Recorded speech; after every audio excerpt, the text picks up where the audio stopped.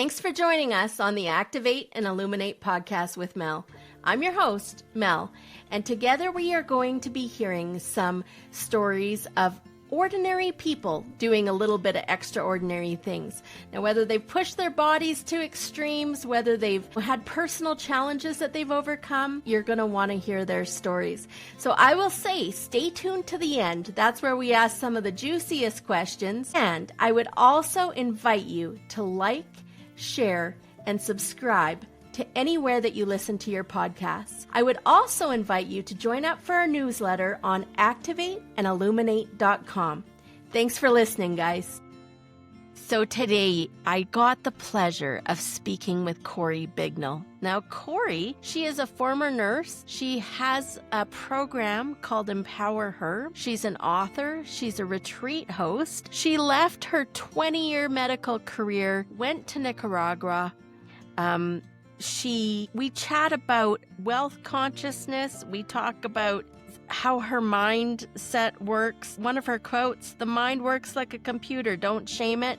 Reprogram it." We talk about synchronicities. We talk about her finding her bravery and courage and strength to leave her entire life and everything she ever knew behind to do something that she felt called to do. So join us on this exciting concept of following your heart, following your passion, and just going where the breadcrumbs flow. Join us with Corrie Bignell. Corrie, I am so excited to be here with you.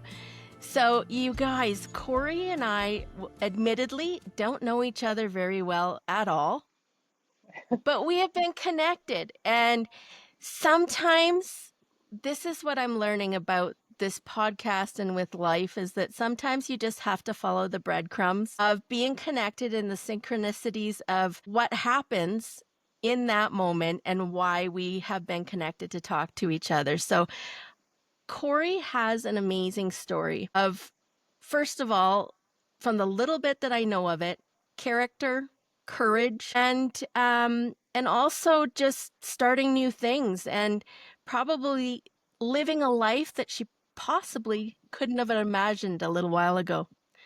So Corrie, tell us a little bit about yourself, where you are now, and how you got there, and we'll go into it from there.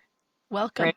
Awesome. Well, thanks so much for having me here, Melanie. My name is Corrie. I am a former Canadian nurse, and I am now living in Nicaragua. I guess it was 2020, and that's a big year for a lot of people. It was kind of the great awakening for me. I was a nurse in the rat race, living paycheck to paycheck, trying to do all the normal things. You know, I have two children. I'm a single mom. My daughter Taylor is now 30. My son Gabriel is 16. And so I thought that I was going to be a Grand River Hospital nurse forever. That was where I would retire. I bought my family home off of my grandmother when she passed away. I was very, very content in my little bubble. I had never traveled really anywhere aside from hockey tournaments in the United States, but I had never traveled to the tropics. So me living in Nicaragua right now was totally not in my foreseeable future whatsoever. So even thinking back, it just gives me such a feeling of, wow, I can't even believe this is my life right now. But 2020 was sort of the year that I woke up from my sleep, I guess. And I'm grateful for the pandemic for showing me that there is another way of living. And so what happened in 2020, I was a nurse working away, working overtime. Pandemic happened. And of course, at first I was a little scared because what everyone was saying. But then as the weeks went on, I noticed that there was a very big discrepancy to what was happening in our hospital and what the news was saying. And so the news was creating all of this fear, posting all of the deaths of online or on the TVs. We just saw constant numbers of people dying. And in Italy, people were falling dead in the streets. In New York, there's bodies everywhere. And that's not what I had witnessed in the hospital that I worked at. And I am an experienced nurse of 14 years at the time. I worked all units of the hospital. And we just did not see that. We did have patients come in with, I'll say air quotes, COVID. They were older patients. Some of them did pass away. Um, but that is the only really guarantee in life. You will eventually die. And that's what, as nurses, we see all the time. Patients get sick, they come to the hospital and they pass away.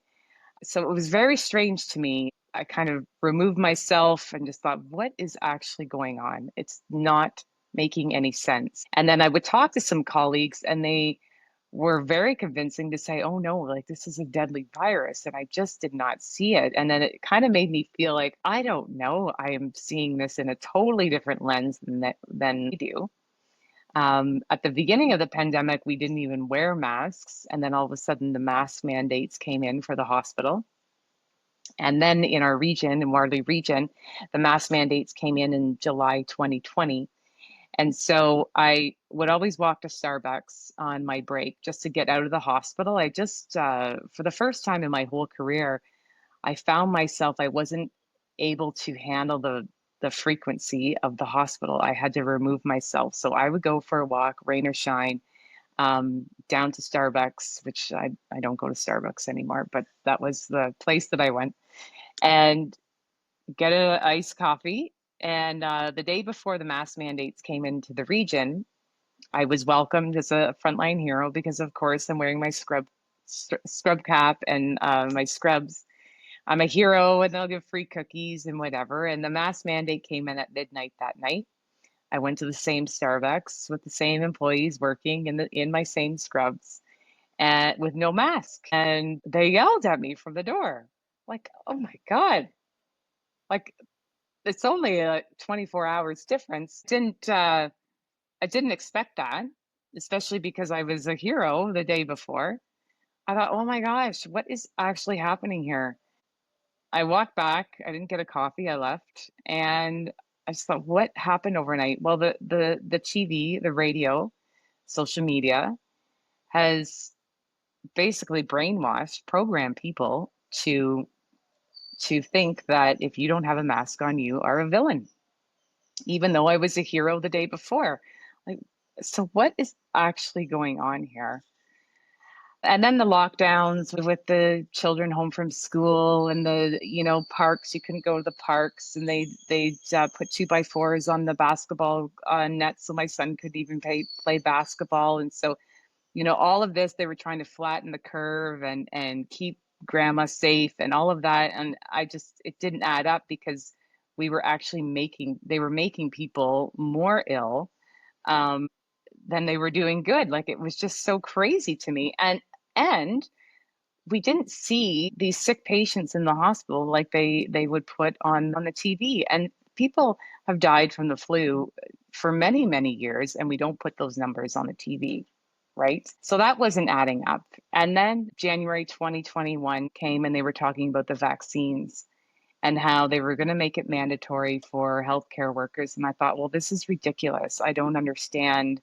I've just been through two waves at that time with no vaccine. How on earth can they make it mandatory for us to have vaccines when we've already worked two waves? It didn't make any sense. So I thought, okay, well, maybe this is just a conspiracy. There's no way that they can actually implement that. In March of 2021, there was an outbreak in our hospital, they said, and so I had to get tested, and they wouldn't let me to work unless I get tested. So even though I didn't want to, I thought, okay, I will do it. I was already at that point at the stage of my rabbit hole where, those things that they stick up, the swabs that they stick up your nose have nanobots or whatever in them. I don't want to be part of that, but I had to. So I got tested. They said I was positive. I had my son Gabriel at home with me, and they said public health said that if he doesn't get COVID, he has to stay home from school for 14 days. But if he gets COVID, he can go back to school in 10 days. So I said to the public health nurse, I said, well, obviously I have to give it to him so he can just get back to school earlier. He had missed so much school for the year and a half already, or the year that, like he needs to be at school. So I did. I tried my hardest, and Gabriel is mortified every time I tell this story that I tried to give him COVID. I licked the peanut butter and put it on his toast. I spit in his tea. I used his toothbrush. Like I did everything in my power to get this kid positive for COVID. And I didn't want to get him tested, but I thought I just have to know, right? Because at that time they were saying, well, you could be asymptomatic and still have COVID, which doesn't make any sense either. But so I did have him tested and he was negative. So then it just solidified, because they were also talking about vaccines at the time for children 12 years or older, that one, he didn't need the vaccine because I've just given him all the antibodies that he will ever need. And two, children were not getting sick. We didn't see them coming into emerge. Pediatric unit was pretty much empty. Kids were not getting sick. So then down the rabbit hole I go of what is happening here? I don't understand. And then it was really fall of 2021, it really heated up, saying that any healthcare professional who is not vaccinated will be terminated. And at the time, our hospital was so busy with patients, just from the backlog of patients that were too scared to come to the hospital for the year and a half prior to that. But people weren't getting treated by their doctors. The mental health was it was exploding.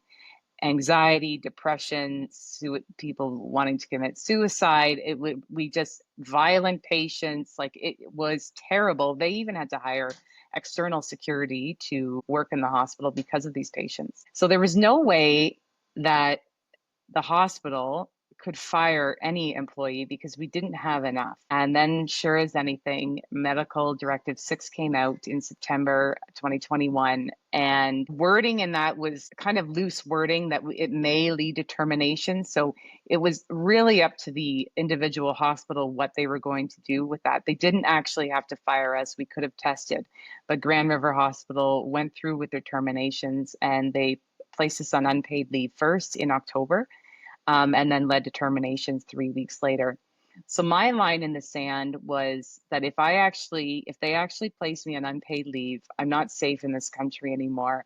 My kids aren't safe here. I have to get out of debt and I have to leave the country. And I had been looking into Costa Rica, and I had a friend that came to Nicaragua in September, and she said, you should go there. So I basically followed that little breadcrumb. And as soon as I was placed in unpaid leave, I had phoned a Canadian couple down here in Nicaragua, and I said, okay, I'm coming. I'm selling my house. I'm leaving the country because I'm not safe here. I need to get out of debt. And I felt that the people that didn't want the vaccine at my hospital, the only reason that they took it was because they have a pile of debt. And so they didn't have the opportunity to say, no, I'm quitting, I'm leaving. And so getting out of debt was a big one for me. It actually gives you so much freedom. So the only way for me to get out of debt, because I lived paycheck to paycheck, was that I had to sell my family home that I thought I was going to die in. My grandmother lived there until she was 89. My dad was raised there. I spent so much of my life there. My kids were raised there. I love that home. And I had to sell it. It sold really quickly for a crazy amount of money. The housing market was so hot at the time, and the interest rates were so low. And so I could see the writing on the wall. I could see that there were so many people that were selling small homes and going to big homes and getting so far in debt. And I just like, oh my gosh, this doesn't make any sense to me. Like, we need to get out of debt. However, so that was my decision. And November 11th, I was terminated, and we had a few weeks to pack up my things, my belongings into a storage unit, sell my house. And Gabriel and I left for Nicaragua on November 23rd. And I remain here today. So you made the biggest possible move that anybody could ever make. And tell us what's different about your life and your mindset now. While I've done a lot of healing, Melanie, for the first time since I was 12, I didn't have a job. I had to sit with myself and try and figure out who Corrie is. I didn't have any debt, so it's not like I had to work. I had money in the bank. I ended up buying the house that I rented here, and just figure out who am I? I'm not a nurse anymore. I was stripped of that identity. I'm still a mom, but my daughter was older and my son is a teenager, so they don't need me all the time. So that identity was kind of, it's different now when they're older, right? I'm not in Canada anymore. I'm living in a very strange country. But arriving here, it was the first time that I saw an ocean. And yeah, it was really, oh my goodness. So the day that we had left for Nicaragua, I had just finished putting my belongings into storage that morning. And I went back to my house and I just lied on the floor and just cried like I've never cried before, because that pain that I had, and I know what it was now, but that pain that I had was like I was dying. And I did die that day. The old Corrie died that day. And I didn't know what was going to happen because I'm going to a country. I didn't even know where Nicaragua was on the map, really. I didn't speak Spanish. Wow. I totally was like, I don't know who's going to help me here, but you guys got, there's something that has got to be so much better at the end of this, because I can't physically take that pain. Was too much. I understand now why people will actually commit suicide, and I wasn't suicidal, but that pain that I had, it's too much. It's too much. I was literally, I was stripped, and it was my choice. I was stripped of everything that I knew to be normal. I didn't know if I'd see my daughter again when she dropped us off at the airport. I didn't know how Canada was going to be in the following months or years. I didn't know if I'd be allowed back. I didn't know if I'd see my mom or my dad or my siblings, my nieces, nephew. Like I had no idea. I just knew that I had to take my son and go.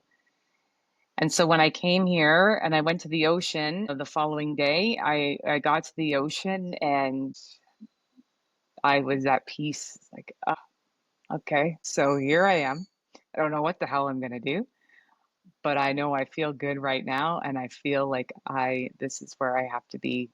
And it didn't make an ounce of sense to me or to most people that were my friends or even colleagues. They thought I was totally batshit crazy, that I was moving to a third world country, and that all because I didn't want to take a vaccine. It was pretty dramatic. And it was dramatic. It was so dramatic, but it's what had to be done. And all I could say to people is, I don't know why, but I just have to do it. And I just have this feeling in my stomach that I just have to go. And I do not know why. Well, what if this happens? I'm like, I don't know. I don't have a plan. That's the plan, is I don't know what the fuck I'm doing. So what has been your son's experience, and is he grateful for it now? Well, Taylor, my daughter, was very upset with me because I sold the home. She couldn't understand. Gabriel was, he just came along with me because he had to, and he was upset with me as well. And then we were able to come back in February of 2022, and he was still very upset with me. So he stayed with his dad, and he's still with his dad right now. However, there has been a lot of shifts in both of them, and now they get it. They're like, that's what was happening, and they get it. And the three of us now are more connected than we have ever been before. My daughter just spent the last year in Australia. She grew her wings and worked over there for a year, and she's free. My son is, uh, he will be playing high level basketball probably in an American college somewhere in the next couple of years. But because I've done so much healing, it's caused this tsunami effect on them. Now they can have any life that they want, and they believe it. So it's really crazy. We are thousands of miles apart, but I just feel so close to them. And I do go back to Canada in the summertime.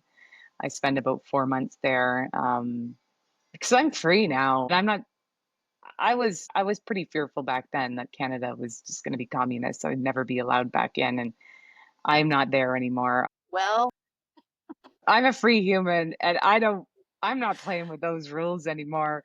Whatever happens in Canada, I mean, no one's stopping me from seeing my family.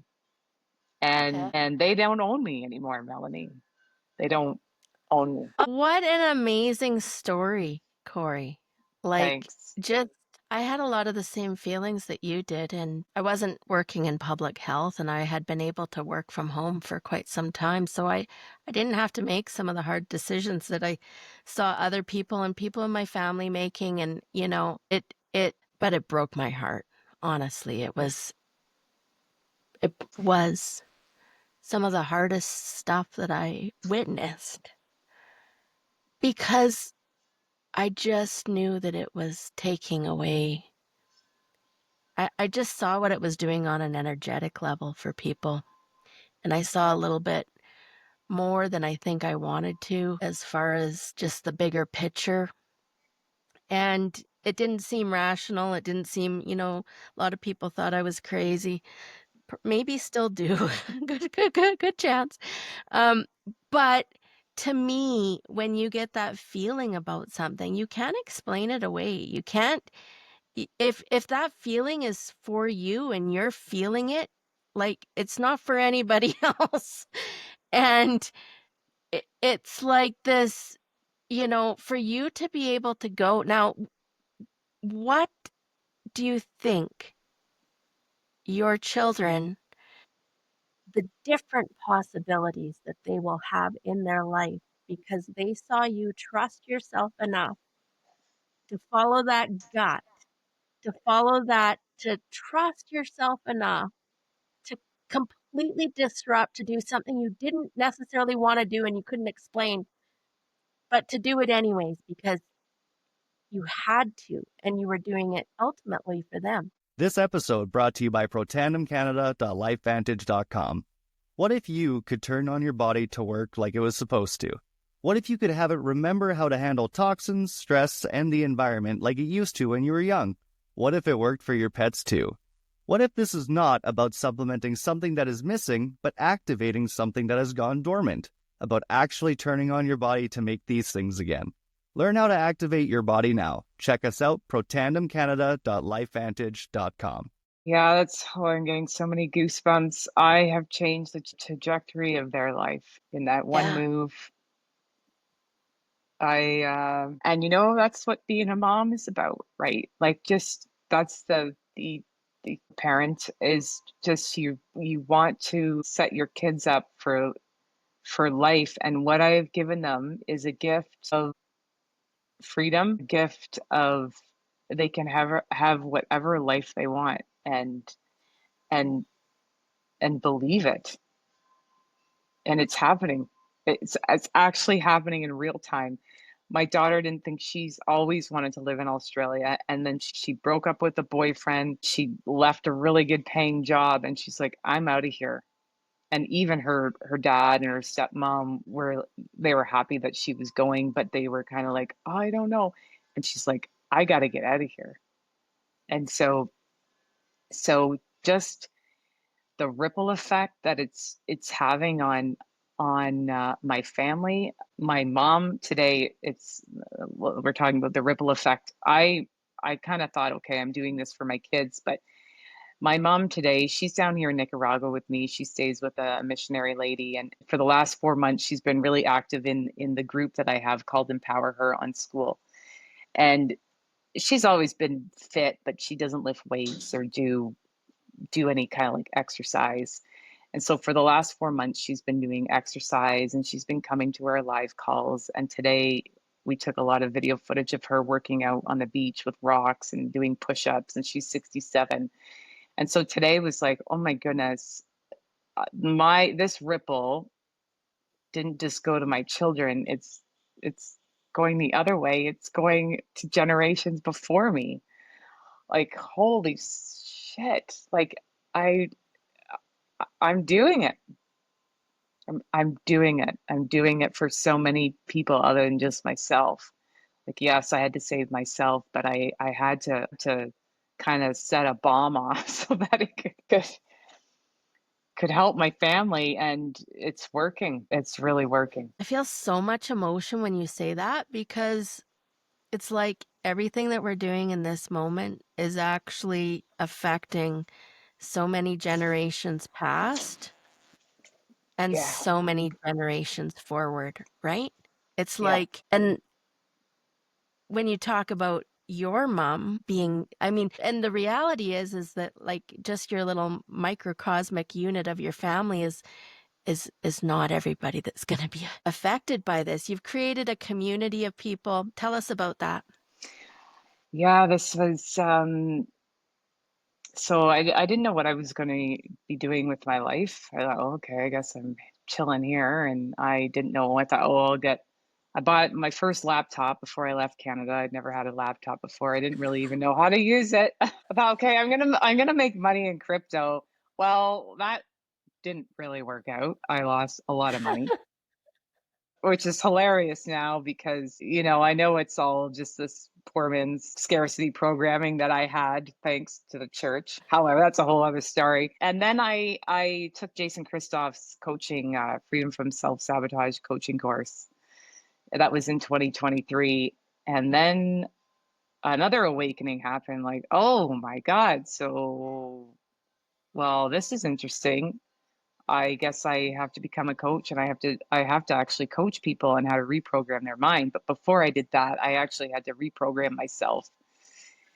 So that's fine. I said I am never going to be nursing again. That was a hard chapter to close, but I didn't pay my registration fees, and so they suspended my license, and now it's canceled. So they canceled me, the College of Nurses of Ontario, which I'm totally happy. I was able to create my own name called the Unregistered Nurse. I And love it.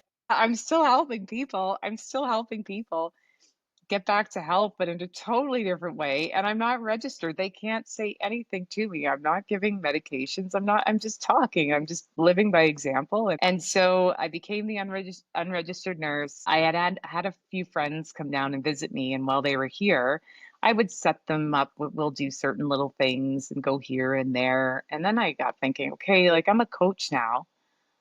Well, why don't I just have a retreat down here? And what I did with my friends, I'll just do with a client, and it's a private one-on-one retreat, and they just live like I do, and for one whole week, and I can help them reprogram. And so that's what I did. So now I offer a Serenity and Strength. It's a one-on-one private retreat. I did accommodate a couple, so a boyfriend and girlfriend this past March. So I guess now I'm offering couples retreats as well here. Um, and it's Unregistered, Yes, unregistered. unregistered, and it's sold out this year. It's sold out. My goodness. Well, that's incredible. And because I reprogrammed, I'm no longer in that scarcity mindset, the poor man's mindset. Wealth to me now is, I feel like I call it the wealthy woman upgrade. I've been upgraded, and so now I know that it's safe for me to have money. But that was a big program that took probably a year and a half for me to get through, and kind of realize I know why they kind of keep us on the hamster wheel. It's so that you don't find out all this information and you don't get to be the best human you can be because you're so busy working. I don't know how people work and then work on themselves. Like working on myself right now is a full-time job. Like I'm always working on myself, either physically, mentally, or emotionally, spiritually. It's every day, and it's not stopping.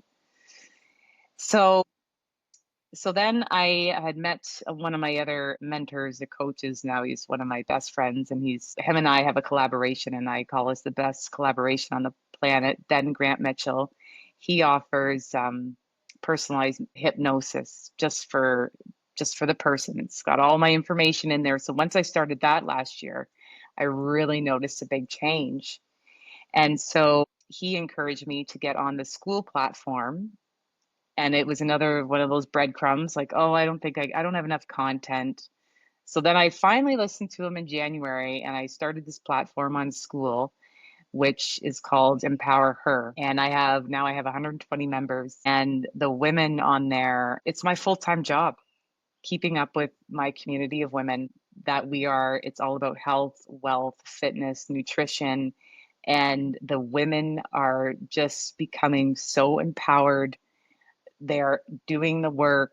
I'm guiding them. And as I guide them, I'm also kind of reinforcing it all in myself too. It's like, well, yeah, I know I'm helping you ladies, but I'm actually really still helping myself. It's so great. So it's amazing. And my mom's part of that. And so she's been part of that since day one. And I can see, and in many of them, I can see in real time them shifting, their mindsets shifting, their reprogramming, if you will, in all the aspects. But my mom, I can see because she is here. And so she's still hanging on to a little bit of that religious programming. However, physically, she's crushing it. She looks just like me, but 20 years older, and she's doing push-ups and squats and jump lunges, and she looks fantastic. And so today I was like, oh my goodness, it's working. What I'm doing is working. And I think that is my mission in this world right now, is to help people reprogram, to step into their true power. And we all have it in us. It's in there. You just have to tap into it and just let it out. It's in us. It's in us, in every one of us. So And that's we what I'm don't need doing. sorry to interrupt you. And we don't need anything outside of ourselves. Nothing. Yeah. It's all within us. So Hmm.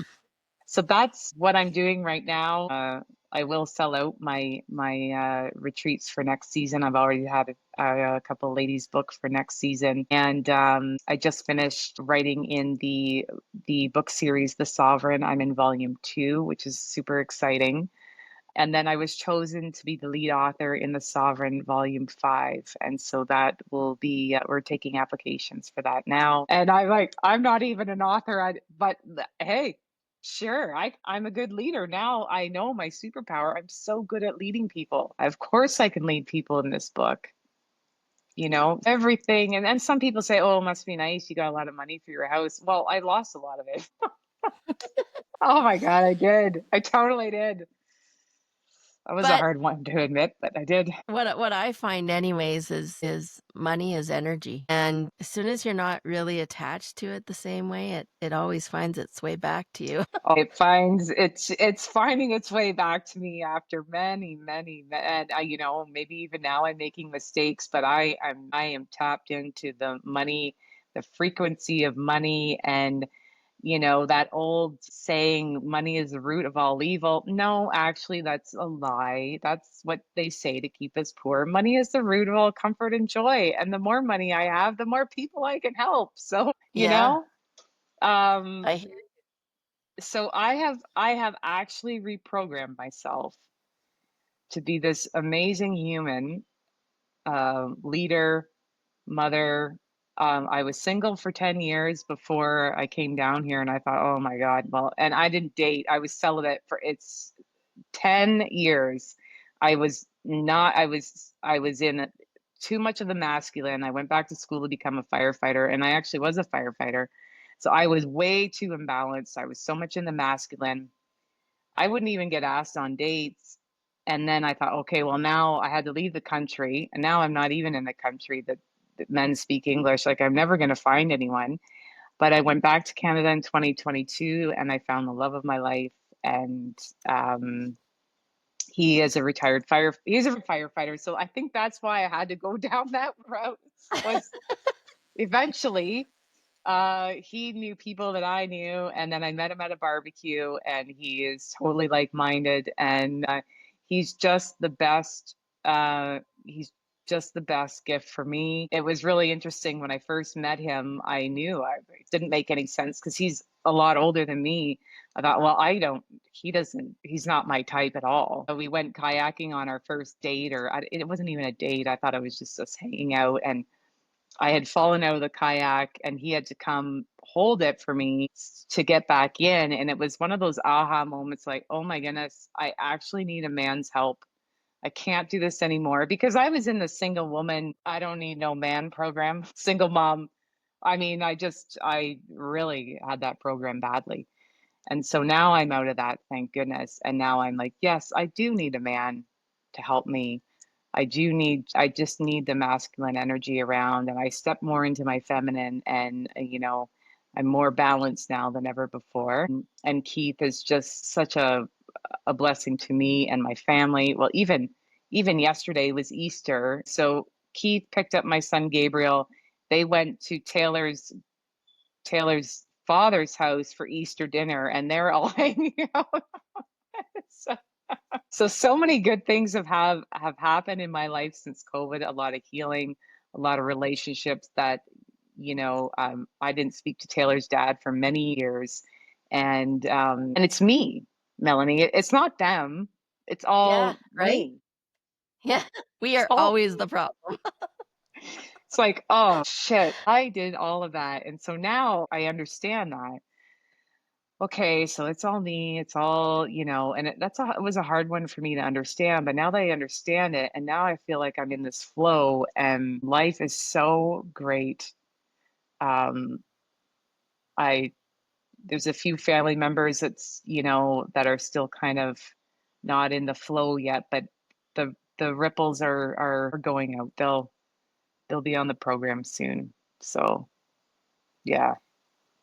When you talk about the masculine and the feminine, it's interesting because I was talking to someone yesterday and talking about marriage, and I was like marriage really is, or relationship, whatever, is really about spending your day trying to figure out how to make the other person's day a little bit better. It's not really about giving up anything. It's so I see that when people come together in a successful relationship, they're the ones that are like, trying to make someone else's day a little better, which always in turn makes their own day better. Yes. It's Yeah. it's pretty incredible. I had one of my posts in the Empower Her group the other day was just about giving gratitude and doing something for somebody. The energy in that group on that day collectively, because we were all kind of doing the same task, all of our days were so much better. Like, okay, guys, are you feeling this? Because like I just got upgraded from my normal room in Granada where I take my clients there for oh no, it was Keith. He was going back to Canada. I got upgraded from my normal garden room to a house. Like I got the whole house in Granada and they're not charging me. Like, just when you're in the Wow. flow, good things just good things happen. I went to go get a cocoa at the roadside and she didn't have change for a $20 bill. And I said, okay, I'll come back. She said, no, just take the cocoa and come back. I thought, oh my God, well, thank you. It just flows. And Yeah. I think that's what I've learned now is that if it's not flowing, if there's a roadblock or something, okay, like just sit back. Okay. So, and not that I don't have roadblocks in my life. That's not accurate. If there is a roadblock, I'm like, okay, so what do I need to do differently right now to maybe I'm not going where I need to, or I'm going to let that roadblock, okay, you have to turn left here.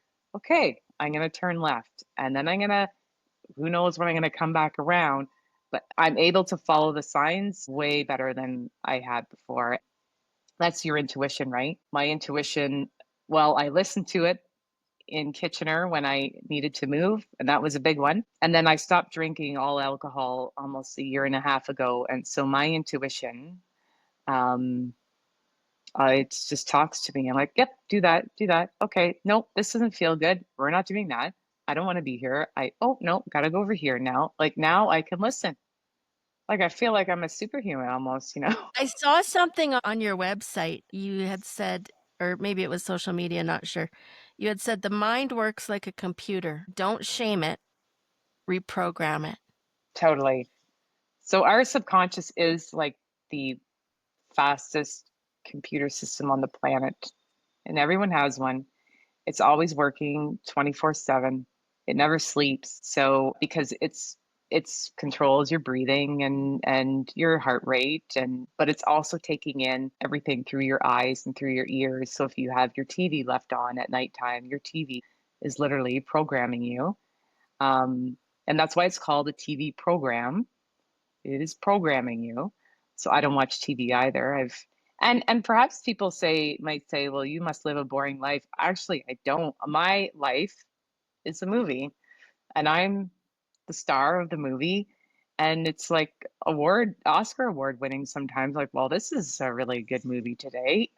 That's where that's where I get my entertainment is from my life.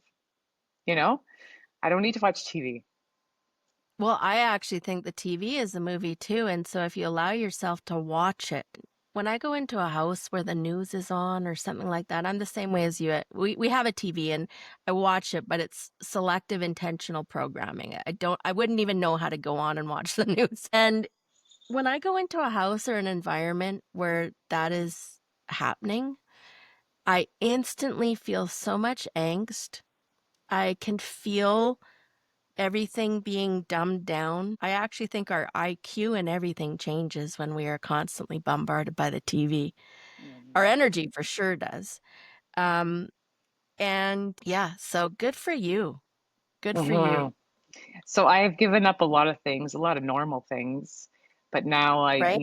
I look at people like, oh my God, you actually watch TV? Are you still doing that? Like, Right. wow, that's weird. It's a different movie. It's a different movie, but it is still a movie. An example of something it changed. Like, I heard it once, and I was like, that's it. The movie Titanic. And my coach Jason Christoff Excuse shows me. this little clip by Randy Gage. He's a millionaire, and he said that even the movie The Titanic, and it was like the highest grossing movie ever, Titanic, it's programming us to be poor because you see all the rich people up on the first class and they're all, well, Rose wants to commit suicide and they're all miserable and they're stuffy and they're whatever. And then if you go down to like the lower class, well, they're the ones having the good time. They're the ones. Rose goes down there and she's like, finally I can live, I'm so happy. And that what that tells your subconscious is that it's just so much better to be poor instead of being rich. It's like, I don't think so. No. And then usually the villain in all of the movies, they're all the rich guys, always. And that Yeah. programs your subconscious to be poor. And so I'm just like, well, I just can't even watch any movies anymore. And that's okay. I'm aware of the programming now. I'm choosing not to listen to those things. I listen to motivational speeches all the time. If I have anything on, there is a reason why it's on. And I'm just hammering my subconscious all the time with amazing, empowering content. And it shows in my life right now. 100%. Tell us, I saw you talk a little bit about your learning to surf. My which, sorry? Oh, learning to Learning to surf. Oh surf. my gosh. Yeah, that's a hard one. And I still need a teacher. I petrified of the ocean. I couldn't even go into the ocean because I was scared that something was going to come and gobble me up. And so surfing is really, really hard. It's the hardest thing I think I've ever done, aside from becoming a firefighter. Surfing is really hard. And so I tried and I tried and I got bashed around. And then finally I got this foam board, which is a little lighter board and means serious surfers would never use it. But I thought, that's fine. I'm gonna get this foam board. And that night before I went surfing, I saw myself surfing. I thought, that's it. I'm gonna surf. And I did. And so at the moment, it was like, okay, so I don't know if this is the foam board. I don't know if it's actually me because I've been doing 300 push-ups a week. And so now my core is so strong and I'm so strong. Or was it actually that I visualized it so much the night before? You are going to surf tomorrow. And I freaking did. The same happened when I was going through for fire, the physical testing. I failed so many times. Uh, and the one time I had to do the testing, my dog Lily was dying. She was 14. And there was no possible way that physically I could have passed the test that day because I hadn't had sleep for like 3 days. I hadn't eaten. I was totally grief stricken because she was actively palliative in my living room. But I had envisioned me doing this test so many times. I went through it in my head. I felt everything. I knew what I was going to do. And I went there. I was 43 at the time and I passed the freaking test. Like, my God, like men fail this test. And somehow that day I passed it. And I now know, I didn't know at the time what I was doing. I now know that I actually envisioned it so much my mind took over and my physical body just did what my mind told it to do. So when I say like we all have this power in us, we all have super duper powers that we can actually do so many epic things. Of course, you have to take care of your body, and it's not as easy as like, okay, I'm just going to imagine I'm going to climb Mount Everest today. No, there are things, there are actions that you have to take to get you to that point, but we can actually just think our way to do it. That's it. This episode brought to you by bizbloomer.com.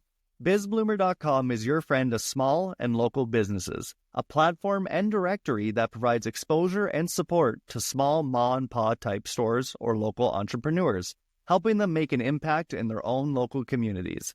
Bizbloomer.com is taking the corporate out of business and helping small businesses become relevant and essential again.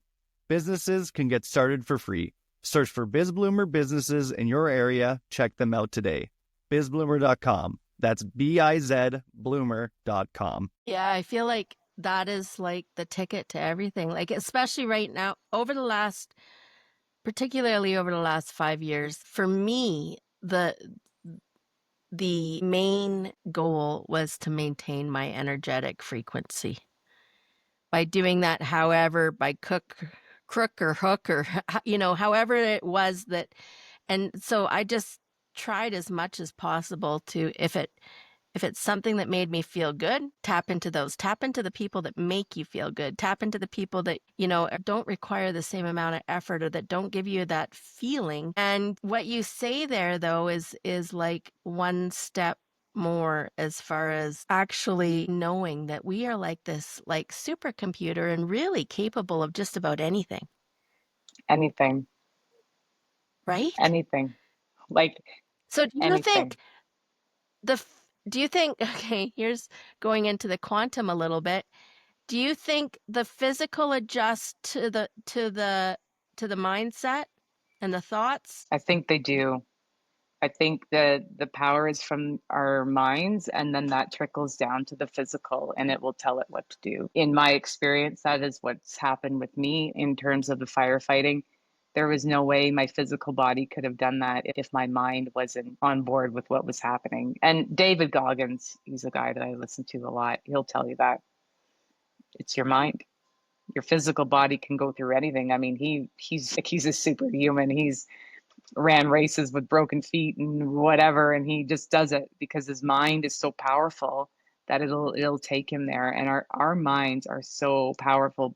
However, this world has done a really good job of dumbing down the mind. Medications, alcohol, nicotine, drugs, that all affects your subconscious and your prefrontal cortex. And then no, you don't have a strong, well, we can see it in real time. You don't have a strong mind if you are taking those things. There's a reason why they promote alcohol in every single TV show and movie and commercials, whatever. It's because alcohol dumbs you down, right? They made it legal, and it's, well, actually, I'm the weirdo for not drinking. I don't know how that makes any sense. Yeah, a pots in Canada, anyways, a pot store and a liquor store, two per block. But yet, they closed down a lot of churches. They closed down a lot of anywhere that made people come together, was my experience anyways. So Yeah. tell me, do you see a difference in the education system over there? This is a kind of a communist country too. There's two levels of people here. There's the rich and the poor. There's not a lot. They've removed the middle class here, and the education. They don't have great education here. Not many of them go past grade 11 unless you're a wealthier Nicaraguan. I'm not really into the education system anywhere in the world because again, I think that was a program to take people away from their superpowers, to get them away from their creativity. And when you're not creative, you're just going to fall into this little box and you're going to do what they say. And they've taken the creativity away from everybody. So unfortunately, it is like that down here. However, they do get out in the sun and they play all the time, and they don't spend a lot of time in school, which is not a bad thing either. These boys that are around here, they work. They're happy to work. They whistle while they work when they're pouring like concrete all day. They just are happy with life. They don't have the same problems that we have. Yeah, it's different. Well, this has been exciting, Corrie, because you have done what a lot of people have talked about. You don't know how many people I know have talked about this. They're still talking about it. And the reality is, I mean, there's a lot of instability right now in Canada, particularly, well, let's just say right now. And a lot of people I have heard talk about leaving. And then a lot of people, want to, but don't, or, and I mean, the reality is that you're going to have issues anywhere that you go. However, what you just said, becoming sovereign and taking yourself out and getting yourself out of debt seems to be one of the biggest things that you could do. It's huge. And they did a good job of putting people into debt, right, with the lower interest rates. And I tried to keep up with the Joneses a lot at work, but I like, oh my God, everyone, like no one owns anything. You know, you'll own nothing and be happy. That's already here. People don't own their stuff outright. I own everything. I have no debt anymore. I don't even have credit cards anymore. I have everything. I own everything. And I can't tell you how much better I can sleep at night knowing that. Like, oh my God, I don't have debt anymore. Debt is terrible. Yeah, they've just done a really good job of putting people into some really situations where they have to make a decision against their morals and ethics, right? Yeah. I said, I'm tapping out. I can't do it anymore. I can't keep up with this. I'm done. I am actually done. And it was really hard because there was people, one hockey dad came to my house and he was like, Corrie, just take the poison and just keep your job. I was take the poison and keep my job. Like that actually sounds terrible. I don't know why you would, but look, listen to what you're saying right now. I said, I'm done. I can't do it anymore. I'm tapping out. And Or tapping in. Or yes, tapping in. tapping in. Yeah. And boy, am I ever glad I did. And people were watching. I mean, they still watch me all the time now, but now I think that they get the frequency that I'm throwing out and that I am not going down. I am only going up from here. And they were watching like it was a train wreck. Like, what is she gonna do? Look at her go, this, that, and I'm like, well, I'm not at work anymore. I will never be at work anymore. I don't have to punch in and slave away for 12 hours. I think you're actually crazy. And what that place did to me, it's a slaughterhouse. I call that place a slaughterhouse. Not only does it kill patients, it's slow killing the nurses. Like I was totally unhealthy when I worked there, even though I was physically fit. I was so full of inflammation. I would get migraines all the time. I was diagnosed with osteoarthritis in my knee. As soon as I left, even though I was so stressed because I was leaving the country, it all went away just from leaving Wow. it. Fluorescent light, night shifts, the terrible energy that's in those walls. Like, oh, I couldn't even step foot in one of those if you paid me now. Just Yeah. not for me. I find it hard to walk into a hospital. Yeah. Now, let's talk about something that excites you. Like, is there something that you've done a lot in the last few years, but tell us, like, do you have any dreams that you can share about anything coming up? Dreams. Oh boy. I don't even actively have like, okay, I have to do this. I think, and I should actually probably do that. I think right now I'm living in this dream of like, holy smokes, people want to come to my retreat. I'm already kind of living out a dream that I had last year.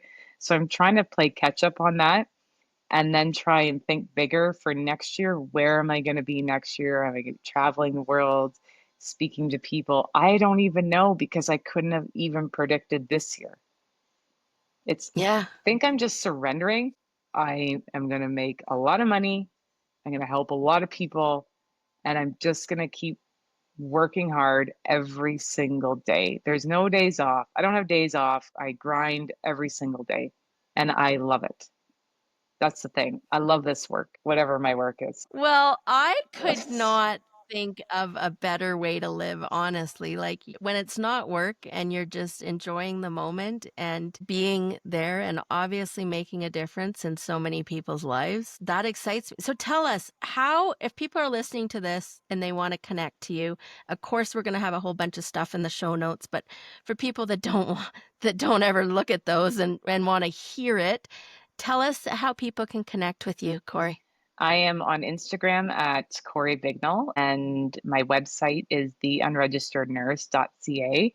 I also have my Empower Her group on School, and I think I gave you that for the show notes. It is a paid membership of $55 per month.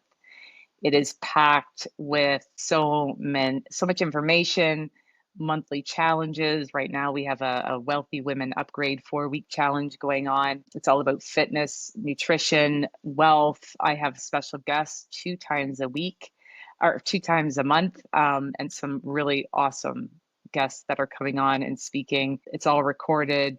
Members can watch it later. It's taking off. And I do feel like, I guess if I did have a dream, the dream that is my Empower Her will just take off, and it'll be, I already have women on there worldwide from all over the world, people that I didn't even pick up from social media. So I consider school, it's the new social media, and you don't get the algorithms or the censorship.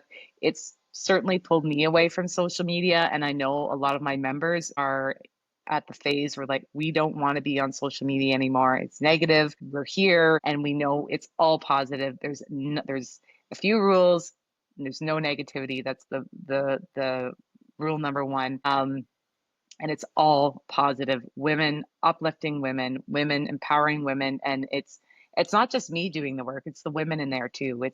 There's so much content in there. It's actually incredible. So yeah. Well, that sounds exciting. It I'll be really honest with you. I've heard about school, but I don't know too much about it. So It's I'm, it's amazing. Yeah, the owner, Alex Hermosi, he is an amazing guy. He bought this company, and I do feel like it's the next big thing. So if you're not on school, you're probably not cool or something. I don't know. so what would you say to young Corrie? Young Corrie starting out, young Corrie going into nursing, young Corrie finishing high school. What would you say to that, Corrie? Oh, I've had many conversations with her, but I would just say, you got this, girl. Trust your intuition. There were so many times back then where I just felt something was off, or the roadblocks came up and I just barreled through them.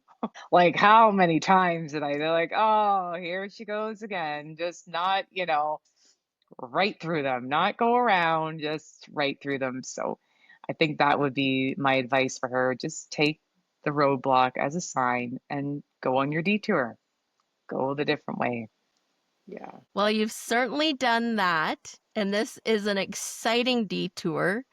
And I think this is a great place to end, Corrie. Thanks I so much. feel like, yeah, you're so welcome.